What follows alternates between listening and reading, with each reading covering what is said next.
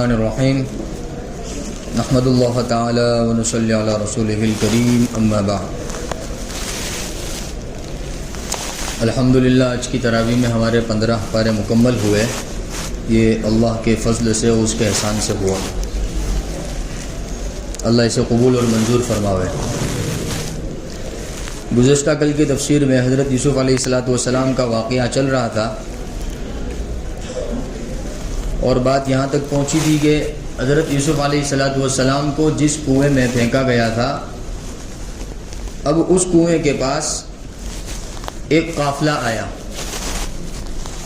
اب حضرت یوسف علیہ السلام کے جو بھائی تھے جنہوں نے کنویں میں پھینکا تھا، وہ اس بات کی نگرانی بھی کر رہے تھے کہ کوئی قافلے والا آتا ہے کہ نہیں آتا ہے، اور آتا ہے تو یوسف علیہ السلام کو اس میں سے نکالتے ہیں۔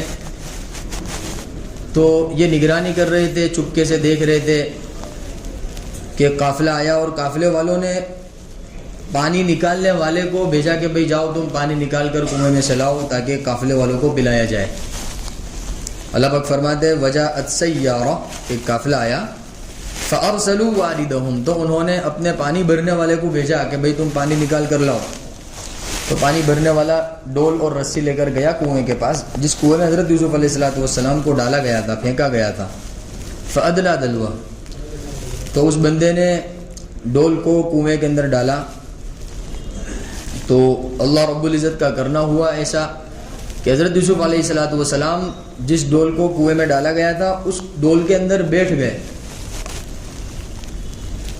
تو جیسے ہی وہ پانی بھرنے والے نے ڈول اوپر کھینچا تو دیکھا کہ یہ تو بچہ ہے اس میں، تو قال یا بشرا ھذا غلام، تو اس نے اپنے ساتھ والوں سے کہا کہ دیکھو یہ تو خوبصورت ایک بچہ ہے۔ وَأَسَرُّوهُ بِضَاعَةً، تو انہوں نے حضرت یوسف علیہ السلام کو قیمتی سامان سمجھ کر اپنے پاس چھپا لیا کہ قافلے والوں کے سامنے ظاہر ہونے نہیں دیا۔ لیکن چونکہ یوسف علیہ السلام کے جو بھائی تھے وہ نگرانی کر رہے تھے، دیکھ رہے تھے کہ ہاں قافلے والوں میں سے ایک بندہ آیا، اس نے ڈول ڈالی اور اس میں یوسف علیہ السلام کو باہر نکال لیا۔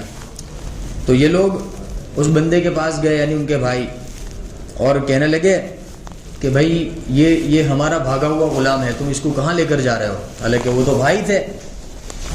تو واللہ علیم بما یعملون، اللہ رب العزت جانتا تھا کہ وہ کیا کہہ رہے، کیا کر رہے ہیں۔ تو انہوں نے اس کے ساتھ سودے بازی کی، یعنی جس بندے نے ڈول اور رسی ڈال کر کنویں میں سے پانی نکالنے کے لیے جو ڈول ڈالا تھا، تو اس سے ان لوگوں نے سودے بازی کی۔ وَشَرَوْهُ بِثَمَنٍ بَخْسٍ دَرَاهِمَ مَعْدُودَةٍ، کہنے لگے کہ تم یہ ہمارا غلام ہے، یہ بھاگا ہوا غلام ہے، ہم اس کو تمہارے ہاتھ فروخت کرتے ہیں، تم کو بیچ دیتے ہیں۔ غلام بنا کر گویا کہ اپنے حقیقی بھائی کو انہوں نے کیا کر دیا؟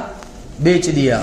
اور تفسیر میں لکھا ہے کہ بیچا بھی، اللہ پاک فرماتے دراہیم معدودہ، چند سکوں کے بدلے میں بیچ دیا۔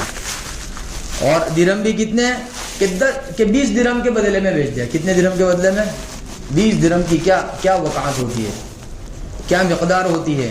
10 بھائی تھے وہ لوگ، اور حساب بھی کیسا لگا کہ 20 میں بیچا کہ 2 درہم ایک کے حصے میں آئے۔ ہاں، کہتے ہیں کہ جب حد سے تجاوز کر جاتا ہے تو پھر آدمی کی عقل کیا ہو جاتی ہے؟ اندھی ہو جاتی ہے۔ آدمی کو نہ کچھ دکھائی دیتا ہے، نہ کچھ سنائی دیتا ہے، نہ اس کو نہ کچھ سوجھتا ہے، نہ کچھ سمجھ پڑتی ہے۔ تو انہوں نے اپنے ہی بھائی کو کیا کر دیا؟ غلام بنا کر کے، جھوٹ بول کر کے کیا کر دیا کہ 20 درہم میں بیچ دیا۔ اللہ پاک فرماتے ہیں وَشَرَوْهُ بِثَمَنٍ بَخْسٍ دَرَاهِمَ مَعْدُودَةٍ، چند سکوں کے بدلے میں کیا کر دیا؟ اس کو بیچ دیا گیا۔ یوسف علیہ السلام وَكَانُوا فِيهِ مِنَ الزَّاهِدِينَ، اور ان کو تو معلوم ہی نہیں تھا کہ حضرت یوسف علیہ السلام کون ہے، ان کی کیا حیثیت ہے، ان کی کیا وقعت ہے۔ یہ حضرت ابراہیم علیہ السلام کے خاندان میں سے، گویا کہ حضرت ابراہیم علیہ السلام کے پڑ پوتے ہیں۔ حضرت ابراہیم علیہ السلام کے بیٹے حضرت اسحاق کے بیٹے حضرت یعقوب، اور حضرت یعقوب کے بیٹے حضرت یوسف۔ تو کتنا اونچا سلسلہ ہے۔ اللہ پاک فرماتے کانوا فیہ من الزاہدین، یہ لوگ حضرت یوسف علیہ السلام کے نہ ان کے بھائی واقف تھے، نہ وہ قافلے والے۔ چلو قافلے والے تو مانے، وہ تو اجنبی تھے، لیکن ان کے بھائی تو وہ تو حقیقی تھے نا۔ تو بہرحال ایسا ہوا۔ اب وہ جو قافلہ تھا وہ مصر کا قافلہ تھا، وہ مصر پہنچا۔ وقال الذی اشتراه من مصر لامرأته اکرمی مثواہ، اب مصر کے بازار میں پہنچے تو وہ بھی فروخت کرنے کی نیت سے لے کے گیا تھا، تو اس نے قیمت لگائی. اب حضرت یوسف علیہ السلام بڑے خوبصورت تھے، اور اس نے یہ شرط لگائی کہ جو سب سے زیادہ قیمت دے گا میں اس کو یہ غلام بیچوں گا. اب حضرت یوسف علیہ السلام کی خوبصورتی کا چرچا پورے مصر میں پھیل گیا. اب یہ بات عزیز مصر تک پہنچی، جو مصر کا حاکم تھا، گورنر تھا، اس کے پاس پہنچی. تو وہ اپنی بیوی کے ساتھ بازار میں آیا، اس نے دیکھا کہ واقعی طور پر بڑا خوبصورت بچہ ہے.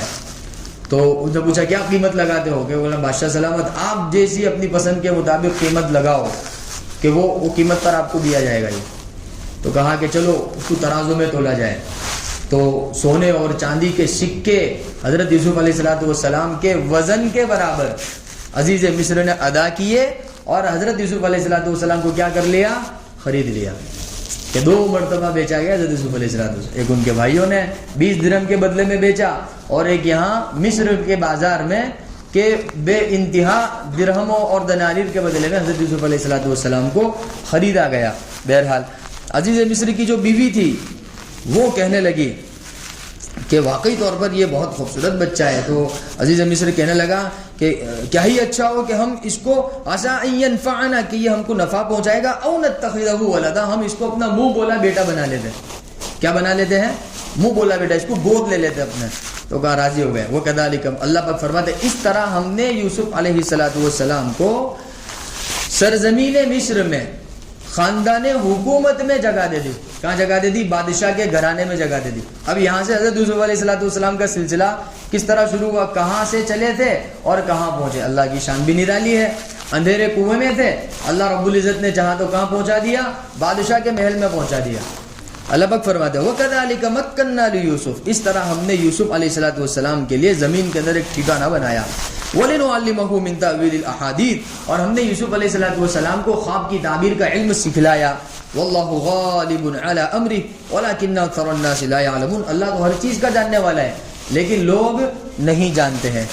ایک زمانہ ہوا حضرت یوسف علیہ السلام بادشاہ کے گھر میں، حکومت والے گھرانے میں وہ رہنے لگے، وہاں تربیت پانے لگے، آہستہ آہستہ بڑے ہوئے، بلوغت کی عمر تک پہنچے. اللہ پاک فرماتے ہیں وَلَمَّا بَلَغَ أَشُدَّهُ، کہ جب حضرت یوسف علیہ السلام اپنی جوانی کی انتہا کو پہنچے، آتَيْنَاهُ حُكْمًا وَعِلْمًا، اللہ رب العزت نے حضرت یوسف علیہ السلام کو حکمت بھی عطا فرمائی اور علم بھی عطا فرمایا. وَكَذَلِكَ نَجْزِي الْمُحْسِنِينَ، اللہ پاک فرماتے ہیں کہ ہم اسی طرح احسان کرنے والوں کو بدلہ دیتے ہیں. یعنی جو اللہ رب العزت کی خاطر اللہ رب العزت کے راستے میں تکلیفیں برداشت کرتے ہیں، اللہ رب العزت ان کے درجات کو بڑھا دیتے ہیں. ظاہری طور پر تو کوئی شکل نظر نہیں آ رہی تھی حضرت یوسف علیہ السلام کی کامیابی کی، لیکن چونکہ وہ اللہ رب العزت کے لیے تکلیفیں سہتے رہے، برداشت کرتے رہے، تو اللہ رب العزت نے یہ مقام عطا فرمایا کہ شاہی گھرانے میں تربیت ہو رہی ہے. اب چونکہ حضرت یوسف علیہ السلام بچپن سے ہی بڑے خوبصورت لوگ لگ رہے تھے، اب چونکہ جوانی ہوتی ہے، جوانی کے اندر اور زیادہ خوبصورتی بڑھ جاتی ہے، اس میں طاقت ہوتی ہے، نشو و نما ہوتی ہے، جسم کا بڑھنا ہوتا ہے، چہرے کا ابھار ہوتا ہے، تو جو نوجوان جو ہوتا ہے وہ بڑا خوبصورت لگتا ہے. اور ویسے بھی وہ تو وقت کے نبی تھے، تو ان کی خوبصورتی عزیز مصر کی بیوی کو بڑی بھا گئی، جن کا نام زلیخا تھا. وراودته التي، اللہ پاک نے اس کا تذکرہ فرمایا کہ حضرت یوسف علیہ السلام جس کے گھر میں رہ رہے تھے، اس گھر کی عورت نے حضرت یوسف علیہ السلام کو اپنی طرف مائل کرنا چاہا، اور گویا کہ زنا کی دعوت دی. وغلقت الابواب، دروازوں کو بند کر دیا. وقالت هيت لك، اور کہا کہ میرے پاس آؤ.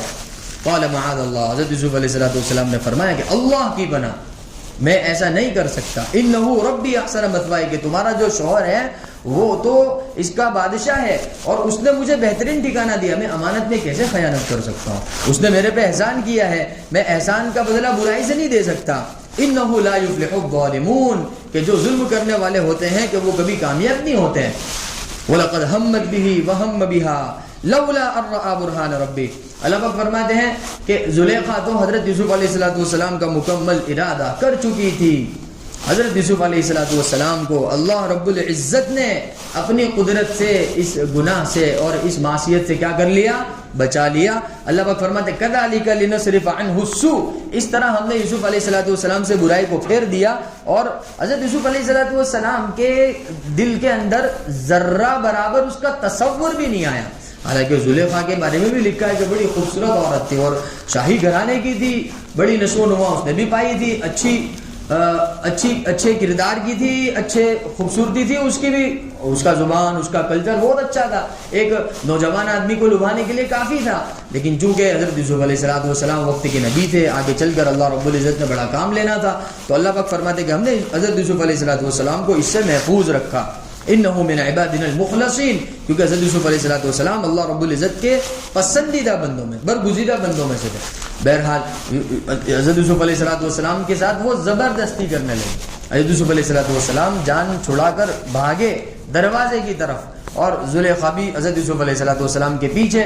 اب جیسے ہی حضرت یوسف علیہ السلام دروازے پر پہنچے ہیں، زلیخا کے ہاتھ میں حضرت یوسف علیہ السلام کے کرتے کا گریبان آ گیا، اور ویسے ہی اچانک عزیز مصر بھی دروازے پر، دروازہ کا کھلنا ہوا، عزیز مصر بالکل سامنے ہے، زلیخا پیچھے، حضرت یوسف علیہ السلام کا گریبان زلیخا کے ہاتھ میں. اللہ پاک فرماتے ہیں وَاسْتَبَقَ الْبَابَ، جیسے ہی وہ دروازے پر پہنچے، وَقَدَّتْ قَمِيصَهُ مِن دُبُرٍ، زلیخا نے پیچھے سے حضرت یوسف علیہ السلام کے کرتے کو پکڑ لیا. وَالْفَيَا سَجِّدَهَا لَدَى الْبَابِ، دیکھا کہ دروازے پر اس کا شوہر کھڑا ہے.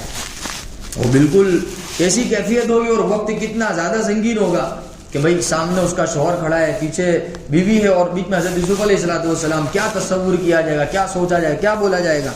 تو قالت ما جزاء من اراد، اب چونکہ عورت کی خاصیت ہوتی ہے باتیں بنانا، اب وہ باتیں بنانے لگی. حضرت یوسف علیہ السلام تو خاموش کھڑے ہیں، وہ باتیں بنانے لگی. قالت ما جزاء من اراد، جیسے عام طور پر عورتوں کی فطرت ہوتی ہے، وہ رونے لگ جاتی ہیں، گڑ گڑانے لگ جاتی ہیں اور بڑبڑانے لگتی ہیں.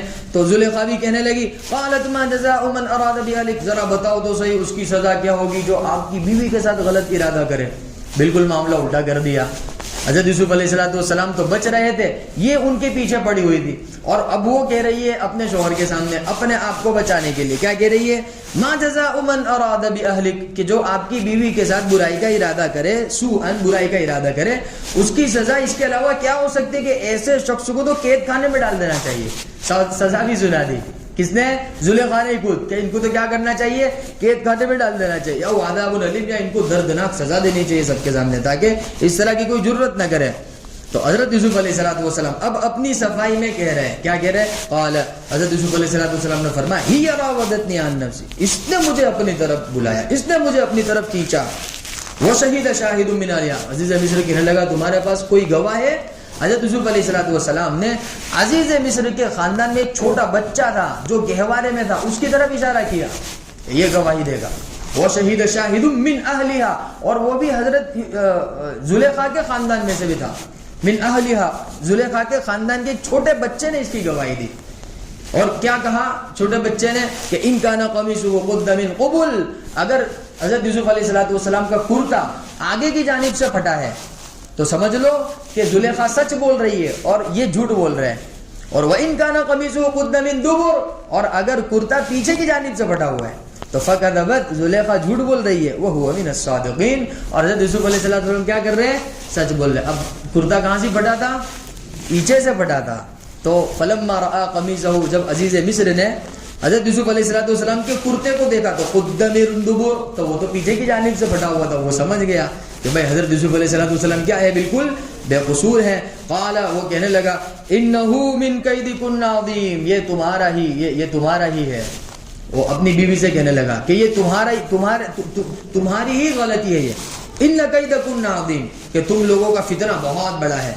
پھر چونکہ حضرت یوسف علیہ السلام کے ساتھ یہ معاملہ پیش آیا تھا، اب پورے مصر میں چرچا ہوگا، تو حضرت یوسف علیہ السلام سے تنہائی میں وہ عزیز مصر کہنے لگا کہ دیکھو جو ہو گیا سو ہو گیا، اب کسی کے سامنے اس کا تذکرہ مت کرنا، ورنہ لوگ کیا کریں گے کہ لوگوں کے سامنے ہماری بے عزتی ہوگی، لوگ ہماری برائیاں کرنے لگیں گے کہ یار عزیز مصر کی بیوی ایسی نکلی کہ وہ اپنے گھر کے غلام کے ساتھ یا سمجھو ایک طرح کے نوکر کے ساتھ اس طرح کا برتاؤ کرنا چاہتی تھی.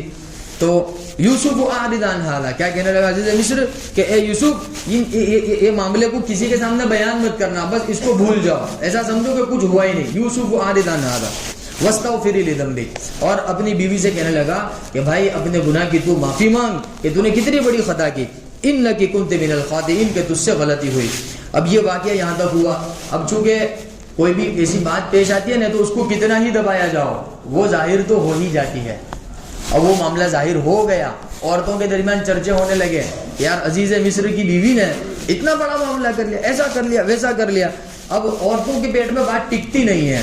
وقال نسوة فی المدینہ، شہر کی عورتیں باتیں کرنے لگی کہ امرأۃ العزیز، کہ عزیز مصر کی بیوی، تراود فتاها عن نفسه، اپنے نوکر کے ساتھ ایسا کرنے لگی. قد شغفها حبا انا لنراها فی ضلال مبین، ایسی بھی کیسی محبت تھی کہ نوکر کے ساتھ اس طرح کی باتیں وہ آپس میں کہہ رہے ہیں. اب یہ بات کس کے پاس پہنچی؟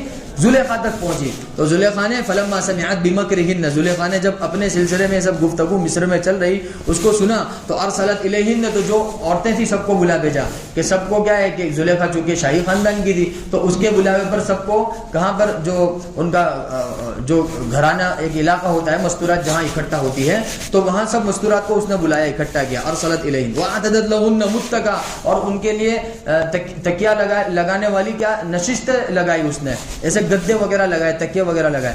وآتت کل واحدۃ منہن سکینہ، اور ان کے سامنے ایک دسترخوان رکھا، دسترخوان پر کچھ پھل فروٹ رکھے اور پھل کاٹنے کے لیے ان کے سامنے چھری بھی رکھ دی، یعنی پھل کاٹ کر نہیں دیا بلکہ پھل رکھا دیا اور کہا کہ یہ چھری رہے اپنے ہاتھ سے کاٹو اس کو. وقالت اخرج علیہ، اور اسی وقت حضرت یوسف علیہ السلام سے کہا کہ یہ جو مستورات بیٹھی ہوئی ہے ان کے سامنے سے تم خالی گزر جاؤ، صرف گزر جاؤ. زلیخا نے حضرت یوسف علیہ السلام، وہ معاملہ تو گیا گزرا ہو گیا تھا، سب بات چھوٹ گئی تھی. یہ ایک دوسرا واقعہ پیش آیا، انہوں نے کہا کہ حضرت یوسف علیہ السلام سے کہ تم یہاں سے ذرا گزر جاؤ. وقالت اخرج علیہن، تو حضرت یوسف علیہ السلام جہاں وہ مستورات بیٹھی ہوئی تھی، دسترخوان لگا ہوا تھا، جن کے ہاتھ میں چھری اور ہاتھ میں پھل تھا، وہ پھل کو کاٹ رہی تھی اور حضرت یوسف علیہ السلام وہاں سے گزرے. فلما رأینہ، جب انہوں نے حضرت یوسف علیہ السلام کو دیکھا تو وہ دیکھتی ہی رہ گئی. اکبرنا، وہ کیا ہو گئی، کیا بلا کی خوبصورتی اللہ رب العزت نے حضرت یوسف علیہ السلام، بڑی خوبصورت اللہ رب العزت نے سیرت اور صورت حضرت یوسف علیہ السلام کو عطا فرمائی تھی. فلما رأینہ اکبرنہ وقطعن ایدیہن، اور وہ حضرت یوسف علیہ السلام کو دیکھنے میں ایسی مگن ہوئی کہ وہ پھل کاٹتے کاٹتے اپنے ہاتھوں کو کاٹ بیٹھی، اپنی انگلیاں کاٹ بیٹھی. وہ فقطعن ایدیہن، اور وہ کہنے لگی وقلن حاش للہ ما ھذا، ارے کیا خوبصورت نوجوان ہے، ان ھذا الا ملک کریم، ارے ایسا لگتا ہے یہ تو کوئی فرشتہ ہے، یہ تو کیا ہے، کوئی خوبصورت فرشتہ ہے، کہ یہ انسان نہیں ہے، یہ تو فرشتہ ہے. تو اب زلیخا کہنے لگی قالت فذلکن الذی لمتننی فی، یہی وہ نوجوان ہے جس کے بارے میں تم مجھے کیا کر رہی تھی، کوس رہی تھی اور میری غیبت کر رہی تھی، میری برائی کر. اب تم نے کیا کیا، تم بھی تو اس کو دیکھ کر کے اپنے ہاتھوں کو کاٹ بیٹھی ہو. وہ دیکھیے اوہ ہمارے ہاتھ کٹ گئے، ان کو پتا بھی نہیں چلا. لمتننی فی، اب وہ سبھی لوگوں نے حضرت یوسف علیہ السلام کے ساتھ برائی کا ارادہ کیا. وَلَقَدْ راوته عن نفسی، وہ سب اب حضرت یوسف علیہ السلام کو اپنی طرف کھینچنے لگے. فاستعصم، یوسف علیہ السلام نے اپنے آپ کو بچایا. اور تو اس وقت عزیز مصر کے نے دھمکی دی، عزیز مصر کی بیوی نے، زلیخا نے کیا کہا کہ لئن لم يفعل ما امر، اگر تم نے ہماری بات نہیں مانی، یعنی اگر تم ہمارے ساتھ یعنی زنا کرنے پر آمدہ نہیں ہوئے تو لیسجنن، تو تم کو ضرور بھی ضرور جیل خانے میں ڈال دیا جائے. ابھی تک تو ڈالا نہیں لیکن اب ڈال دیا جائے گا. اور ولیکون من الصاغرین، اور تم کو بڑا رسوا کیا جائے گا. حضرت یوسف علیہ السلام کہنے لگے اے میرے پروردگار، مجھے قید خانے کی زندگی پسند ہے اس چیز کے مقابلے میں جس کی طرف یہ مجھے بلا رہی ہے. وہ کس کی طرف متوجہ ہوئے، گویا کہ دعا کی حضرت یوسف علیہ السلام نے، کس سے، اپنے پروردگار سے. لہذا اس دعا سے پتہ چلا اگر کسی بندے کے دل میں زنا سے بچنے کی نیت ہو اور وہ یہ دعا کا اہتمام کرے تو اللہ رب العزت اس کی زنا سے حفاظت فرماتے ہیں، بشرطے کہ اس کی نیت کیسی ہو، بالکل سچی ہو. جیسے عام طور پر لوگ ہوتا ہے نا کہ بھائی ماحول بہت خراب ہے، چاروں طرف دیکھو تو ایسا ہے ویسا ہے، مستورات ایسی گھومتی ہے ویسی گھومتی ہے. حضرت والا حضور اعلیٰ، وہ ہمارا کام ہے کہ ہماری آنکھوں کو کہاں لے کر جانا ہے اور کہاں لے کر نہیں جانا ہے. اس لیے اللہ کے نبی نے فرمایا کہ یہ جو نظر ہے نا، یہ شیطان کے تیروں میں سے ایک تیر ہے. یہاں تو اتنی ساری مستورات سامنے موجود ہیں اور بالکل سامنے سے چانس ہے، لیکن حضرت یوسف علیہ السلام کا ارادہ بالکل بھی نہیں تھا برائی کا. تو اللہ رب العزت نے کیا کر لیا، محفوظ فرما لیا، حفاظت فرما لی. اس لیے یہ دعا فرمائی، کیا فرمایا، رب السجن احب الی مما يدعوننی الیہ والا تصرف عنی کیدہن اصب الیہن واکن من الجاہلین، کہ اللہ تعالیٰ آپ ان کی برائی کو مجھ سے پھیر دیجئے، میں یہ کام نہیں کرنا چاہتا ہوں ورنہ میں تو کیا ہو جاؤں گا کہ جاہلوں میں سے ہو جاؤں گا. اللہ فاستجاب له ربه، اللہ نے ان کی دعا کو قبول فرمایا. فصرف عنہ کیدہن، اور ان کے مکر و فریب سے حضرت یوسف علیہ السلام کو بچا لیا. اور پھر واپس یہ والا معاملہ وہ عزیز مصر تک پہنچا کہ واپس ایسا ایک واقعہ پیش آیا. پھر عزیز مصر نے کیا کیا کہ بھائی اس میں تو اپنی عزت کی نیلامی ہو جائے گی، اس سے اچھا ہے کہ یوسف کو کیا کر دو، جیل خانے میں ڈال دو کہ نہ وہ باہر رہے گا اور نہ یہ مستورات اس کی طرف متوجہ ہوگی. تو یہی شکل اس کو نظر آئی, لہذا اس نے حضرت یوسف علیہ السلام کو کہاں ڈال دیا؟ قید خانے میں ڈال دیا. مصر کے بازار سے خریدا گیا تھا اس نیت سے کہ اس کو ہم کیا بنائیں گے؟ اپنا بیٹا بنائیں گے. اور جن لوگوں نے بیٹا بنانے کا ارادہ کیا تھا وہی لوگ حضرت یوسف علیہ السلام کے جیل خانے میں جانے کا کیا بن گئے؟ ذریعہ بن گئے. انشاءاللہ آئندہ کل کی تفسیر میں آگے کا واقعہ آئے گا. اللہ تعالیٰ صحیح سمجھ عطا فرمائے. اور اللہ رب العزت جس طریقے سے یوسف علیہ السلام کو اللہ اپنے برائی سے بچا, اللہ ہمیں بھی برائی سے بچا گا. سبحان اللہ و بحمدہ.